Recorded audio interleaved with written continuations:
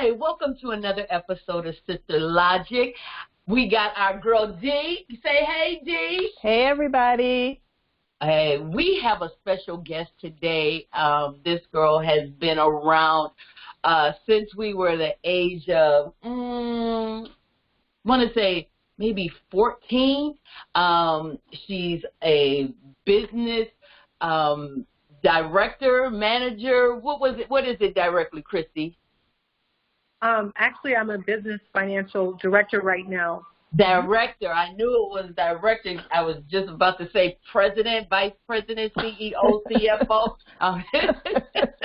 Because I know this girl, every time she gets a job, she's promoted. I just love her. She's a mother. She's a wife. She's just so amazing. But her main thing that I'm telling you, if you look on Instagram, follow her on Instagram or Facebook or anything, this girl, two things she loves is her grandbabies and her working out. This girl is a workout fanatic. I mean, she has the body to prove it. So I am just so excited today, Chrissy, that you decided to join us today. Everybody welcome our good friend for years. Denise stole her from me, but it became her bestie, but it's all good. It's all good. Our very own Christy Bird. Hey, Christy. Hey, to people. Hello, everyone, and thank you for that awesome welcome, Tanya and Denise. And you're absolutely correct. Denise stole me from you, Tanya. Well, today, everyone, again, we want to thank you so much for subscribing, tuning in. But you know how we do. We like to bring stuff to you that you can definitely learn from. Some things are to help you in your everyday life, growing to maturing. And today is one of those shows. We are going to talk about good money habits. Something that this girl definitely knows something about. Christy is awesome on it. I mean, Denise cracks me up when she calls me. Yeah, we be whispering about you, girl, talking about your great money habits and the things that you do. But that's why you balling, girl. That's why you balling. So thank you. We want to know, Christy, today, Denise and I, and the listening people, they are going to chime in. So get ready for those questions that's going to come in. What started you on your journey to your good money habits? Wow, that is a really good question, Tanya. What started me to my good money habits?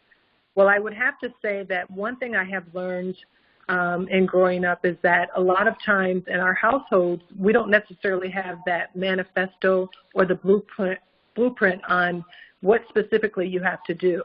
And I think for me, it was learning from both the good and the bad and watching what my parents did and did not do, and then actually having an interest in learning what are some things that could provide security for me and my family as I continue to progress. Wow. So do you mind sharing with us some of the things that had propelled you into maybe saving even more? You know, I know it takes baby steps. Denise and I talk about that all the time, how it always takes baby steps. So what is a baby step that maybe you could tell some of our listening people who do not feel they can save? You know, that's a good question, Tanya. I think baby steps is dependent upon, you know, what resources you're working with. A big thing for me, I think a little bit about my story is, you know, having my daughter my second year in college, I was technically thrown into the fire with having to know what I needed to do and learn very quickly, needing to pay your bills, needing to make sure that if you can only save, you know, a big baby step would be to look at what you have outgoing, look at your debts, look at your bills, and look at what you have incoming. And that's how you kind of break out specifically, what can I save? And sometimes it starts off with $10, sometimes it starts off with $20. Once you can figure out what you can be consistent and commit to, then that is the first baby step, I would say, To add on to that, I would say is to find an account, an online banking account. There's lots of them out there, a savings account, something that you can put your money that you're not going to commingle with paying your bills. If that is underneath your mattress to get started, because some of us, I didn't have a bank account when I first started out. I mean, I had to build to that. So sometimes it requires you to be disciplined in other areas to be able to get with those financial institutions to be able to start saving. Wow. Wow, that's good. Good. Now, Denise, I know you now have a goal, and we're going to throw our goals out there to our consultant today. Denise, now, I know you and I know your goals, but I want you to tell the people what your goals are, because I think just knowing our goals is going to also be a helping thing for the people also. Well, my main goal is to pay off all my credit card debt. I just feel like after a while, it's just like a waste of money, especially when you have multiple credit cards. So at least, everybody's going to need at least one or two, but when you start getting 3, 4, 5, 6, 7, 8, 9, 10, let me. I know. And I found that like store department credit cards are kind of like useless in a way, because at least if you have a Visa or a MasterCard, you can always use that to get gas, groceries, an emergency. Like when you have those store cards, you can only use those at that store, and it's because you're paying interest, and you're never going to be able to use that other than to buy another shirt. And how many shirts do I need? Y'all know I don't need no more shirts, no more pants, no more jeans. So that's my main goal, and just to make sure I have a nice savings account. Just like I want to have, you know how they always say you need to have at least, a month or 2 months. I want to have about 6, 7, 8, 9, 10 months worth saved up. Right. And, just have more coming in than going out. That's my main. But I'm just trying to pay off all the time, and I'm almost there. I'm almost where I want to be. So I'll be working hard. Even with that little UPS man still showing up, But that's a good thing, though. Christy, what do you think about that? What is the amount that you should save up for some people call it rainy day funds, some people call it other things. What is the amount you should save up? Like during this pandemic, if I was out of work, how much should I have saved up? Well, that's another good question, ladies. The biggest piece with that is, again, looking at your resources and looking at, as Denise said, what is her outgoing, and really being honest with what you're using. So if you have credit cards, really kind of paying those down. Your emergency savings, you should always have 6 to 8 months of cash flow that can cover all of your bills, your food, your housing, to be able to make it for at least 6 to 8 months. With the pandemic, to your point, Tanya, they are now saying that it is wise to have roughly up to 12 months of cash savings. Cash, keyword, okay? Not credit, but cash. Cash. Yeah, so, and how you do that, and I'll just go into a little bit, as Denise was saying, is you look at where your outgoing is going. And your credit cards, we can all assess what we're doing with our credit cards, myself as well, and pay those down, because as she said, that interest that they are charging for those credit cards is, that's money out the door each month that you could actually apply towards your savings. Right. So, you do that congruently. You can do both at the same time simultaneously. It's just having that plan, putting yourself together, a 30, 60, 90-day strict budget plan that you can stick to so that you can get on the track of starting to save strictly for your emergency savings. Right. Okay. So, Christy, I know that one of my problems, I have a problem. My name is Tanya, and I have a problem. And my problem is I like to see my money in the bank. And I know I have to go ahead and just sometimes use cash as opposed to those credit cards.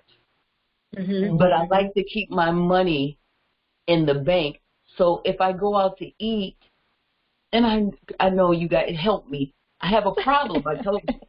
I'll pull out the credit card and use it. If I go shopping and I have cash in the bank, I'll use the credit card. Christy, Denise, help me. Help me. Well, you're What do not you think? alone. Okay. You're not in that, because that's what we've gotten used to, because that's a convenience, Tanya.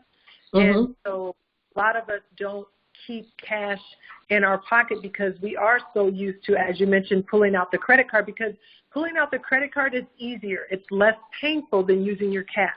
And I take it back, and I think Denise and I were talking a while ago, and she kind of got a laugh out of this, but I was telling her, as I was first really kind of building up my discipline with regards to how I was going to spend and save, I had to do the envelope method. And I think that's one of the financial gurus that I follow, Dave Ramsey, talks about the envelope method. Well, I literally would have an envelope labeled for each thing I had to do: groceries, car, gas, entertainment, etc. I would put the cash in there, and then the last envelope said, "There's no magic." When the cash is gone, no magic. I like that. Right. So I say sometimes we have to do little creative things with ourselves to get us on discipline. And it is okay. Start to practice. You know, if you know for the week that you have $100 that you can use for discretionary lunches, or, you know, that you may pop into, as you mentioned, if you go to the restaurant or what have you, then put $100, and then after you use that $100 for that 7-day Ain't period, no magic. No magic. Ain't no magic. Well, I like that. So there's no, okay, I was going to say there's no black girl magic. Well, there is when you first. It's just when you end, are you staying on point with what your goals are, and that will make you. And you'll be amazed at how your choices and your decisions, Tanya, how you choose differently when you're using your cash versus using that. And it's not saying that you think, but so let me ask you a question. So like how Tanya says she doesn't like to use her cash. She whips out that credit card. So would it be better for Tanya then, or anyone in that scenario, to always whip out your debit card instead of your credit card then? Because essentially it's just plastic cash. Instead of saying I'm going to use my American Express, I got to use my Bank of America debit card because that's where my cash is at. But that's the thing, Denise. I know that debit card is linked to my cash. I have a problem because I like this. Okay, well, then maybe one thing would be, instead of when you know you're going out to dinner or entertainment, don't bring your Discover card, your American Express, bring your Bank of America, because that's going to make you more frugal as to how much you spend, because that's your cash that you don't want to part with. Right. Chris, now I have to tell you this also. Real quick. Okay, go ahead. Go ahead and answer that. Yeah. Point I'll share with you. Okay. I have a card. It's called Lunch Card. It's called Lunch, as Denise mentioned. I use it specifically. I put my cash in that account for my discretionary lunches, dinners, or entertainment with regards to going out to eat. So I don't flow that. I put exactly what I know I'm going to use, and that makes me more disciplined, because who wants to go to a restaurant with a card that they can't afford, that you don't have? Right. So if you have that account strictly just for your entertainment, you won't put extra money in there. You won't commingle it with other things. It'll just be your cash card. Remember we were in school and we had a lunch card? Yep, that's true. When that lunch card was out, you had to get that dry peanut butter sandwich because you couldn't get the pizza that day. Oh, yeah, or the burrito. Don't forget the burrito. I know, right? But see, now here's the problem, though. I have the money. I just don't like messing with it. Well, that's a good thing that she just said. That's a good idea, though. I like that little lunch card thing. I'm going to get that lunch card thing. I'm going to do that. And the envelopes. Right. When Christy first told me, I was like, ain't no more magic? Ain't no more magic. was like That is empty. Sitting there shaking, ain't no quarters popping out. Right. So, how did you decide what will be allocated to each envelope? You just... That is a good point. So like emergency funds, your short-term funds, I think retirement, long-term funds. So it's really looking at what are your goals. As I mentioned, it's all dependent on where you're at in your life. Like Denise mentioned, she wants to pay down her credit card. So it's really kind of like what are those forms of saving. So again, emergency, short-term, long-term, retirement. So you put your envelopes out. So now to break it down to just like a weekly thing, then your envelopes will be labeled groceries, gas, entertainment. What do you do in your week? And then you can build that out to your biweekly obligations. To build it out to your monthly. A big thing that's another helper with regards to those envelopes is writing down everything. Write down everything that you spend money on. And like you were saying, Tanya, you said you have the money, but there's something you're unhappy with, and that's what we have to connect with. We're unhappy with how we're using and how we're spending. And like you may have the money here, but is your savings where you want it to be? So that's why you have to work the scales on what are you working on. And sometimes you have to focus on one particular area. So if it's right now, if you're saying, I have the cash and I can go get something to eat, I work, I deserve that, I have that money, but am I where I need to be with my savings? If something happened and I needed to have cash to pay all my bills, have the quality of life that I'm used to for a full year on my cash, do I have that? Yeah, that's it. That's good. That's good. That's good. Well, now, Denise, we also know that you got to go 12 months. No. So Denise and I have already been working towards it. Christy, you already know behind the scenes a lot of things, which is great. But another question that maybe someone out in the audience may have may be, well, I don't think I have enough money to save. Because by the end of the week, they may say, my money's down to $10. How can I save? What do you think to that? That's a good question, and that is where we have to really look and be honest with what our scenario is, where our resources are coming from, what we can actually do. Sometimes we have to take on a second job. There could be another resource, they talk about now, the side hustle. What are you good at? What are your own personal talents? Do you know how to sew? Do you know how to cook? What can you do to actually earn more money to add to that? And that's what right now we're in a really good time. Whenever you have an economic recession, a pandemic, or something that makes us have to go inward, that's where the entrepreneurs come out. So that's where the opportunities come. I mean, you have family members who need things. You can call around. There's different things you can do. It's all in how you want to go about it and if you want to do it. And it does take work. It takes discipline, and it does require. Tanya and Denise, when we were younger, I mean, we had every hustle under the block. Every hustle. Flyers, we were passing out tokens. Y'all still laughing at me going down like y'all.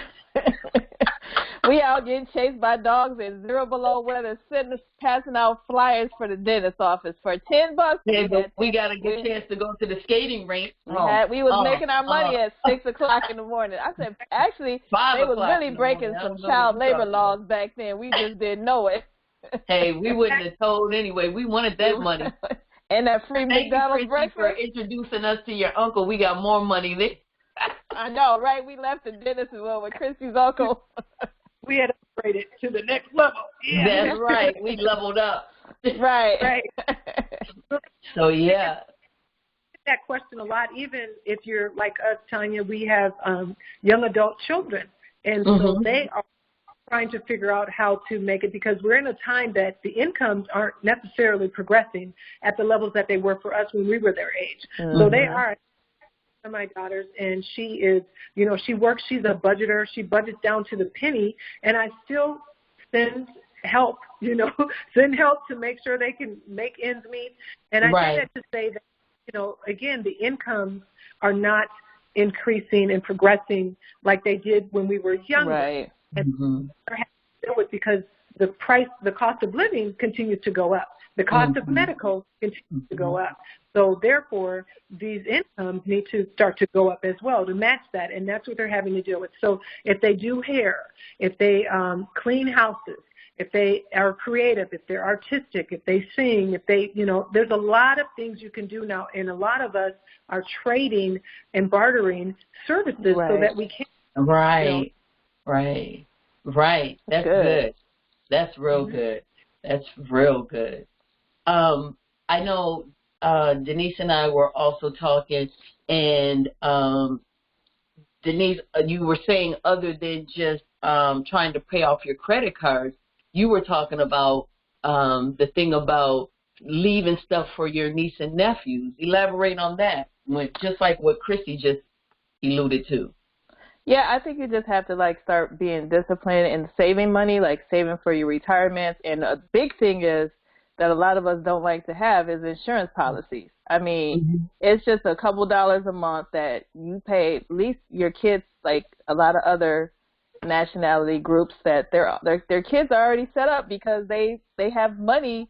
If someone passes, they're already 2 steps ahead of the game.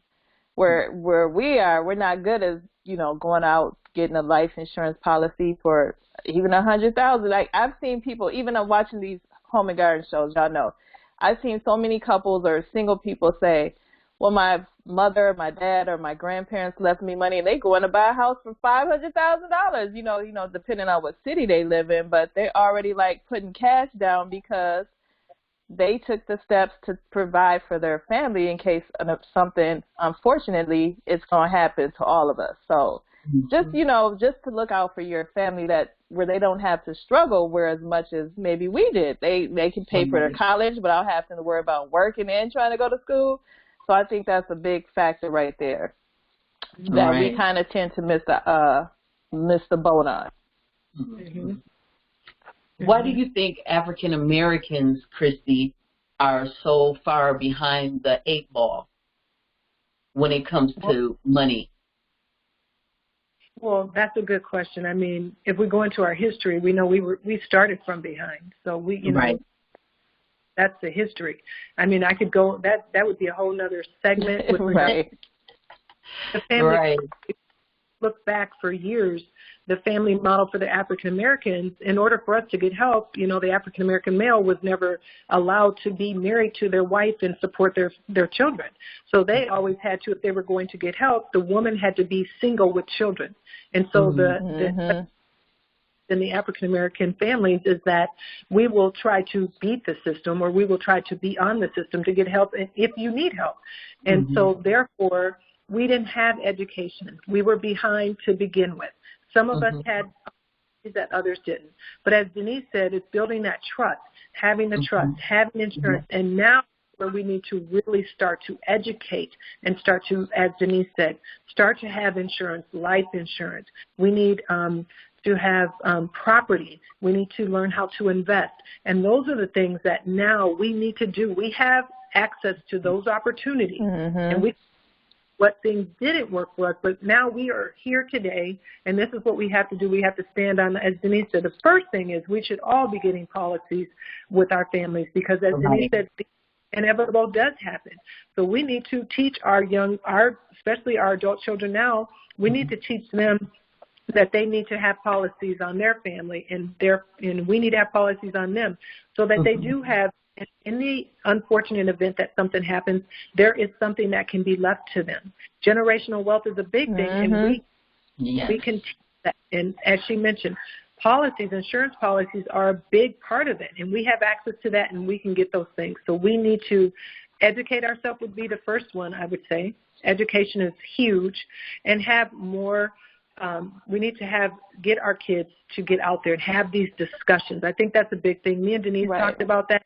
And that's a big part of our generation. What we missed is having those discussions, being honest and upfront in regards to, you need to have this insurance. How many of us can relate to having parents that have passed, or having parents or friends, and we had to come out of our pockets with the money because these so-called life insurance policies they had or didn't have, now we're responsible. So that would be a big thing, I would say.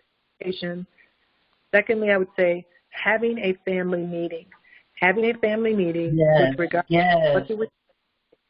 with regards to our finances, our insurance, and our executors and beneficiaries. A trust is it's an easy thing to do, supersede, but it has that conversation. It gives you an opportunity to put your money safely into a place and build on that for your family. And that's something I think right now to this day, we all need to be having these conversations with our family, our children, just like we're having this call. It would be important to have a call with the members of your family on where you're at. And a trust is a great place to start.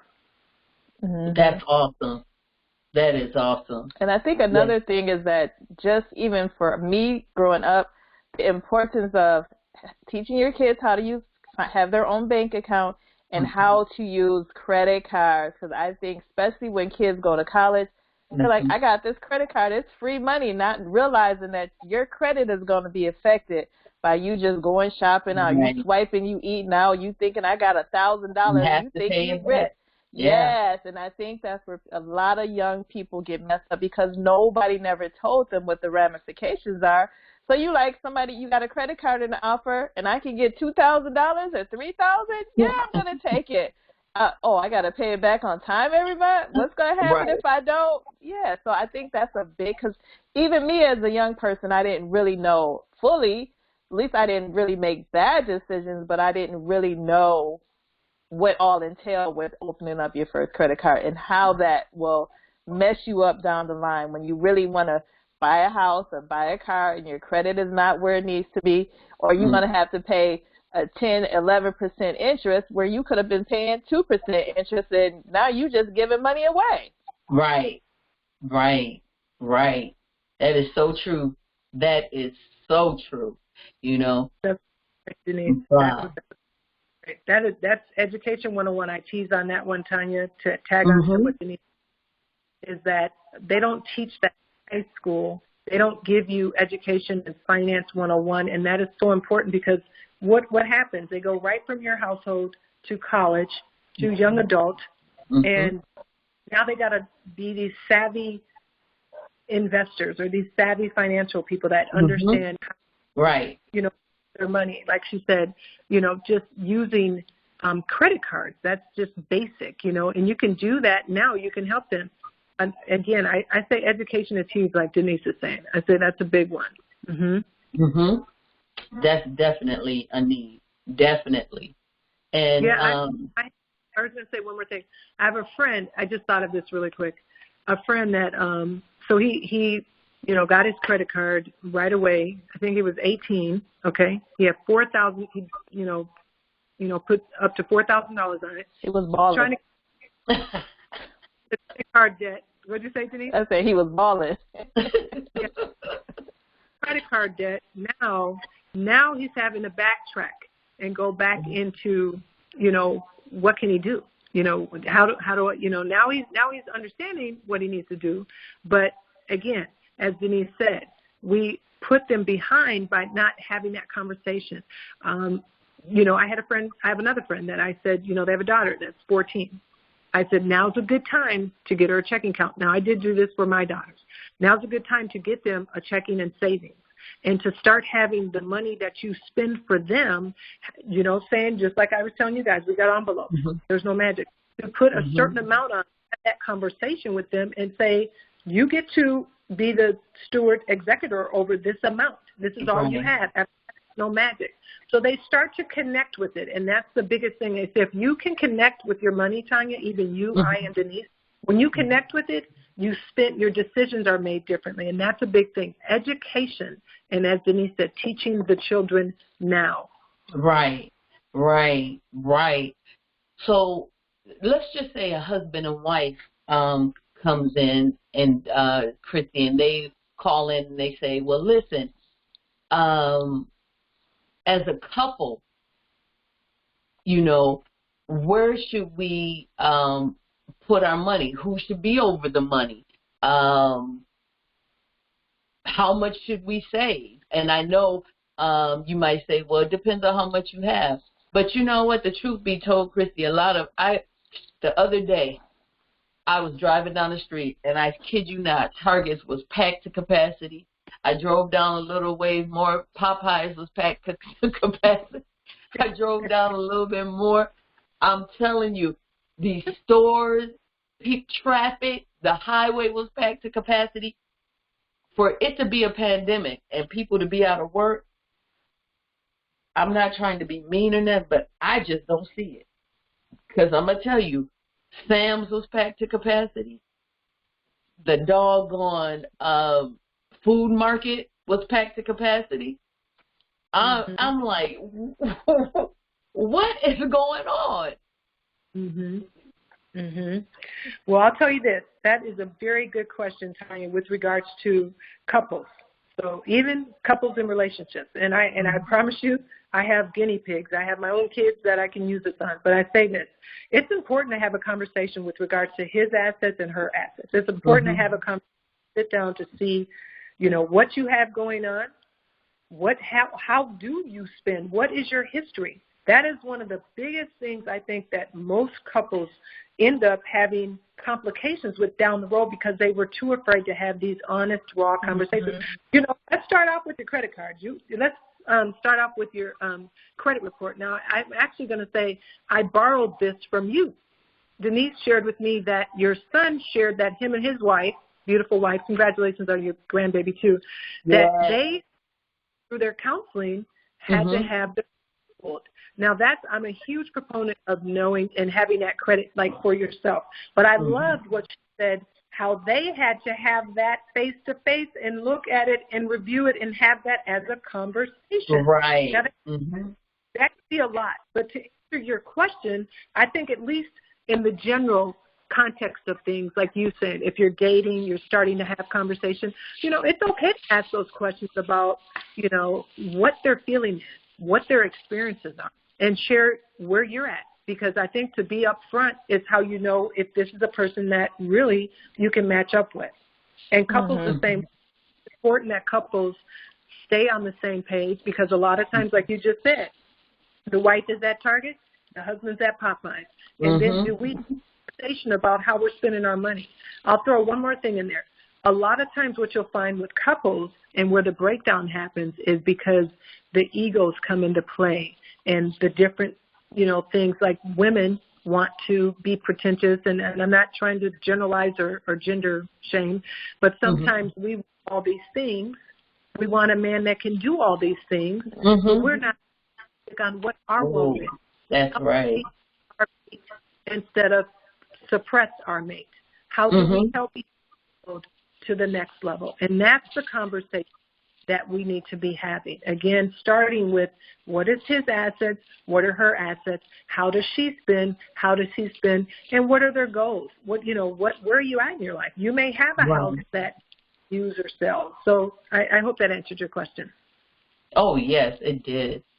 And Denise, did you have any other questions? Yeah, just to piggyback on her, because I think that's a big, important one because people don't have any conversations, or they don't have a real sense of, especially for, I think, a lot of younger people, well, older people too, because you kind of get set in your ways. Or a lot of people go into a marriage as a kind of a fairy tale. Right. Oh, my husband's the money's just going to be endless and everything's going to be paid for. And he's sitting there looking like, this check don't stretch that far. I know you thought I was Stretch Armstrong, but mine ain't stretching that far. So it's like, you have to have a realistic talk about, what does our money look like? What do our bills look like? What are we both responsible for taking care of? Because unless you just marry Michael Jordan and you got it like that, I mean, realistically, most people don't. So both people have to come to the table with something.